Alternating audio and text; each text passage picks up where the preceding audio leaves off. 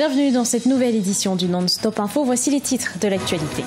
Reprise des discussions au Togo entre l'opposition et le pouvoir depuis le 27 juin sous l'égide des facilitateurs, les présidents guinéens et ghanéens. Elles avaient été interrompues après 3 séances de discussion en février dernier. 854 milliards de francs CFA, il s'agit du bilan 2017 réalisé par les établissements de microfinance en Afrique centrale. Le Cameroun enregistre à lui seul 3,3 millions de clients d'établissements de microfinance. Le continent africain souhaite développer plus de partenariats stratégiques avec la Chine. Dans ce cadre, des programmes ont été mis en place pour favoriser les échanges entre les journalistes originaires du continent et les journalistes chinois. Au Togo, le dialogue a repris entre l'opposition et le pouvoir le 27 juin à l'hôtel 2 février de Lomé. Après 3 mois de suspension, les présidents ghanéens Nana Akufo-Addo et guinéens Alpha Condé sont arrivés à Lomé pour la reprise du dialogue politique engagé depuis février dernier. Ils souhaitent notamment l'organisation d'élections législatives avant la fin novembre. D'autres propositions seront faites à la conférence des chefs d'État lors du prochain sommet de la CEDEAO. Écoutons à ce propos Alpha Condé, le président de la République guinéenne. Nous avons le chômage des jeunes qui emmène nos enfants tous les jours. Nous voyons des spectacles désolants que nous voyons aujourd'hui. Nous avons le changement climatique qui réduit nos possibilités de développement. Et nous ne pouvons plus compter tellement sur l'extérieur, nous devons compter sur nous-mêmes. Donc il est important que nos pays soient en paix, qu'il y ait la concorde entre les hommes politiques, afin que réellement nous puissions relever des défis. Évidemment, on peut avoir des objectifs, mais dans les négociations, ce n'est pas possible de s'entendre si chacun ne fait pas des concessions. Si chacun veut absolument avoir la satisfaction de tous ces revendications, on ne trouvera jamais de solution. Donc nous comptons sur nos frères togolais, la mouvance comme les 14 partis, que chacun accepte de faire les concessions nécessaires pour que les manifestations cessent. L'Afrique centrale excelle en microfinance avec 840 établissements et un bilan de 854 milliards de francs CFA en 2017.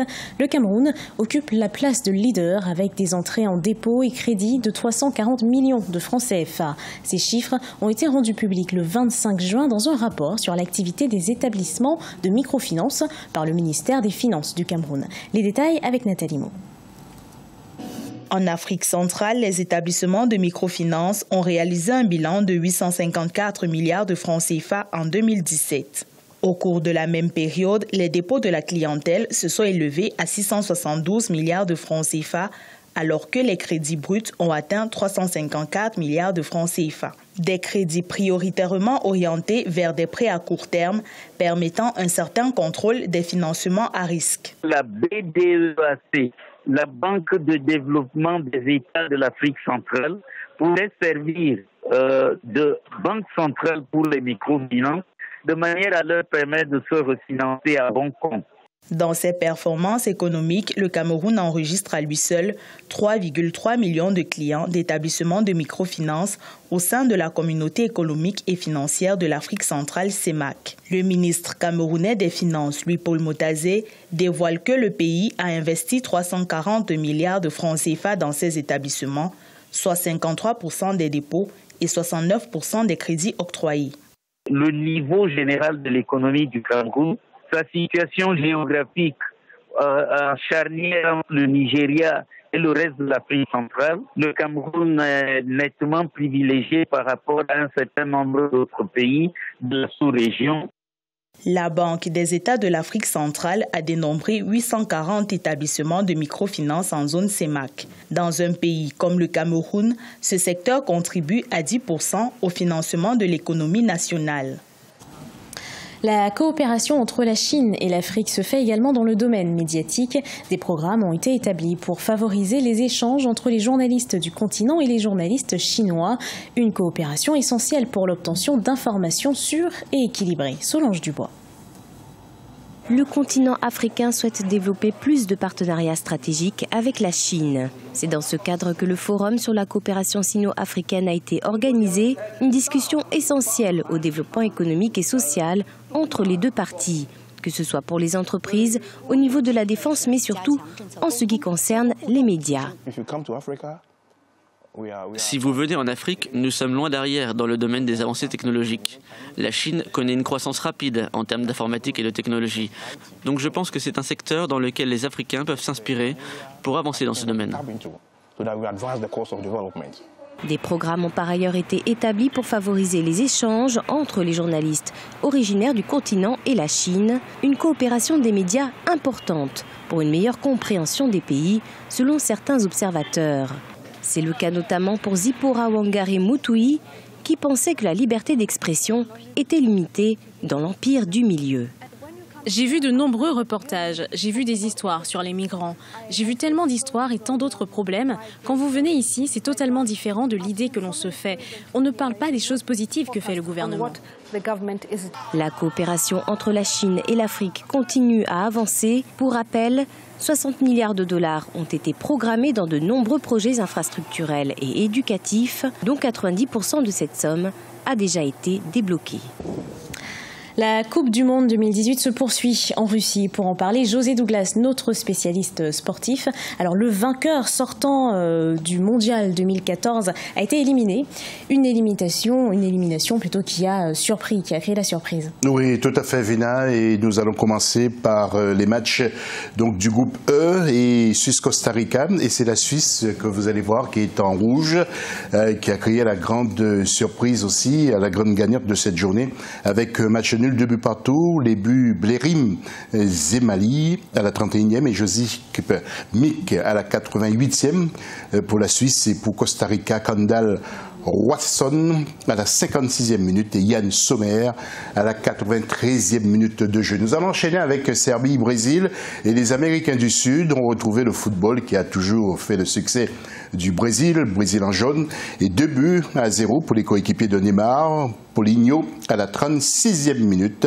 Et puis Thiago Silva, vous allez voir, d'une superbe tête après donc un corner tiré par Neymar, bien entendu. Voilà donc Thiago Silva qui monte plus haut et qui inscrit ce deuxième but. En groupe F maintenant, Mexique-Suède, les Suédois qui sont en jaune, eh bien, ont marqué 3 buts mexicains avec des buts notamment de Ludwig Augustinson à la 56e minute, ensuite Andreas Grönwich sur penalty et à la 62e minute Edson Alvarez contre son camp à la 74e minute. Et puis nous allons enchaîner avec le dernier match, c'est Corée du Sud-Allemagne, comme vous l'avez dit, et les Allemands qui ont été éliminés après ces superbes images, les Allemands vainqueurs du dernier mondial face à l'Argentine 1-0, c'était en 2014.